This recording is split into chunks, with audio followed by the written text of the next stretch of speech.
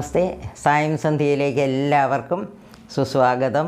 ഞാൻ ശാന്ത ഉണ്ണികൃഷ്ണൻ. മൂകം കരോതി വാചാലം പങ്കും ലംഘയതേ ഗിരിം യൽകൃപാതമഹം വന്ദേ പരമാനന്ദമാധവം.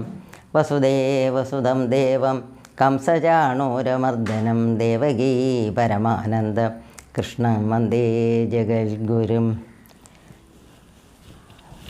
മെയ് 11 ഞായറാഴ്ച സ്വാതി തിരുനാൾ ജയന്തിയാണ്. സ്വാതി തിരുനാളിനെ കുറിച്ച് നമുക്കെല്ലാവർക്കും അറിയാം.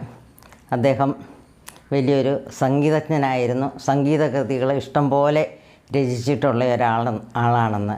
പക്ഷേ അദ്ദേഹത്തെക്കുറിച്ച് കുറച്ചുകൂടി കൂടുതലായിട്ട് നമുക്കൊന്ന് അറിയാൻ ശ്രമിക്കാം. അദ്ദേഹം സ്വാതി തിരുനാൾ രാമവർമ്മയാണ്.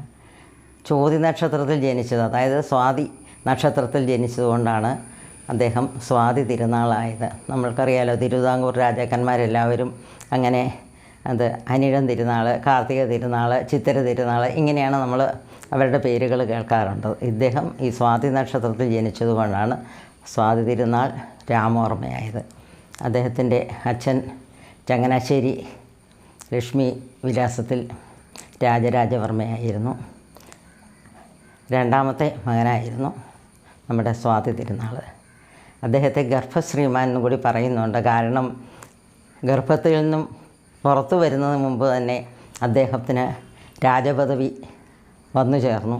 അതുകൊണ്ടാണ് അദ്ദേഹത്തെ ഗർഭശ്രീമാൻ എന്ന് പറയുന്നത്. അദ്ദേഹത്തിൻ്റെ സംഗീതത്തിലേക്കുള്ള ആ താല്പര്യത്തിന് കാരണഭൂതനായി തീർന്നത് ഇരയിമ്മൻ തമ്പിയാണ്. ഇരയിമ്മൻ തമ്പിയെക്കുറിച്ച് നമുക്കറിയാൻ മേലാത്ത ആരും ഇല്ലല്ലോ, ഇല്ലേ? ആ ഒരൊറ്റ താരാട്ടുപാട്ട് മാത്രം മതിയല്ലോ അദ്ദേഹത്തെക്കുറിച്ച് നമ്മൾക്കറിയാനായിട്ട്. ഓമന തിങ്കൾ കീടാവോ എന്നുള്ള ആ പാട്ട്. അദ്ദേഹം ഇവിടുത്തെ രാജ കുടുംബത്തിലെ അവിടുത്തെ സദസ്സിലെ ഒരു അംഗമായിരുന്നു. അങ്ങനെ നമ്മുടെ സ്വാതി തിരുനാളുമായിട്ട് അടുത്തു. അദ്ദേഹത്തിന് ആ സംഗീതത്തിൽ താല്പര്യമൊക്കെ ജനിപ്പിച്ചു. സ്വാതി തിരുനാൾ 5 ഭാഷകളിൽ ഈ കീർത്തനങ്ങളും അങ്ങനെയുള്ള കൃതികളുമൊക്കെ രചിച്ചിട്ടുണ്ട്. അതായത് മലയാളം, തമിഴ്, തെലുങ്ക്, കന്നഡ അങ്ങനെയൊക്കെ. അതേപോലെ തന്നെ 20 ഭാഷ അദ്ദേഹത്തിന് അറിയാമായിരുന്നെന്നാണ് പറയപ്പെടുന്നത്.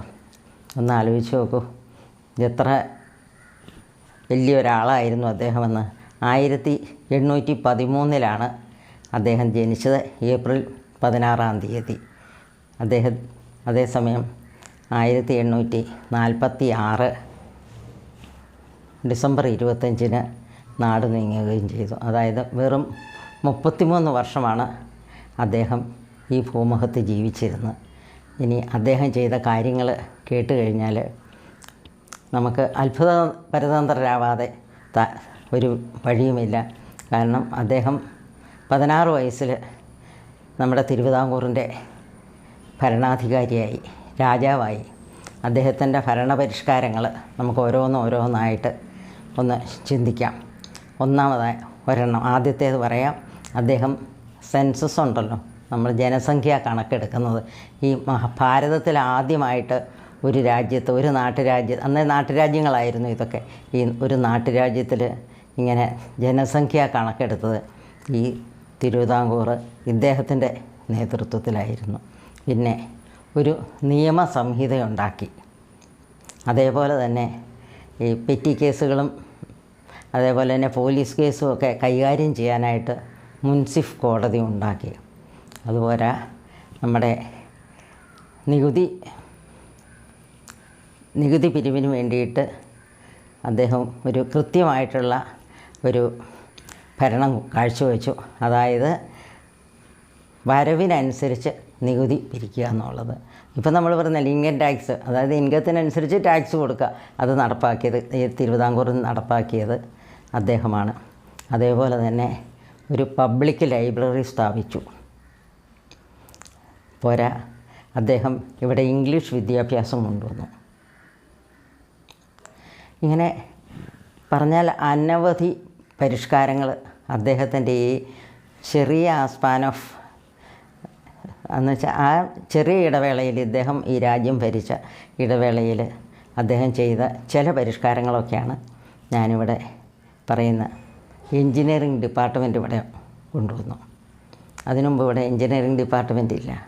അങ്ങനെ ഈ തിരുവിതാംകൂറിൻ്റെ സമഗ്ര വികസനത്തിനുള്ള ഒരു കാഴ്ചപ്പാടോടുകൂടി തന്നെയാണ് അദ്ദേഹം പ്രവർത്തിച്ച് ഹജൂർ കച്ചേരി എന്ന് വെച്ചാൽ ഹജൂർ കച്ചേരി എന്ന് പറഞ്ഞാൽ ഭരണസ്ഥിരാകേന്ദ്രം, ഇന്ന് നമ്മൾ സെക്രട്ടേറിയറ്റ് എന്ന് പറയുന്നില്ലേ, അത് അന്ന് കൊല്ലത്തായിരുന്നു. ഈ കൊല്ലത്ത് നിന്ന് അത് തിരുവനന്തപുരത്തേക്ക് മാറ്റി. എന്ന് വെച്ചാൽ ഈ നമ്മുടെ തലസ്ഥാനം തിരുവനന്തപുരം ആകാനുള്ള അതിന് നാന്ദി കുറിച്ചത് ഇദ്ദേഹത്തിൻ്റെ ഈ ഒരു പരിഷ്കാരമാണ്. അതുപോലെ തന്നെ കുതിരമാളിക എന്ന് പറഞ്ഞൊരു മാളിക പണിതു. ഇതിന് പേര് വരാൻ കാരണം അതിൻ്റെ മുകളിലത്തെ നിലയിൽ 122 കുതിരകളുടെ പടം ആലേഖനം ചെയ്തിട്ടുണ്ട്. അതുകൊണ്ടാണ് അവിടെ വെച്ച് ഇപ്പോഴും എല്ലാ വർഷവും ജനുവരി 6 മുതൽ 12-ാം തീയതി വരെ സ്വാതി സംഗീതോത്സവം നടക്കുന്നുണ്ട്.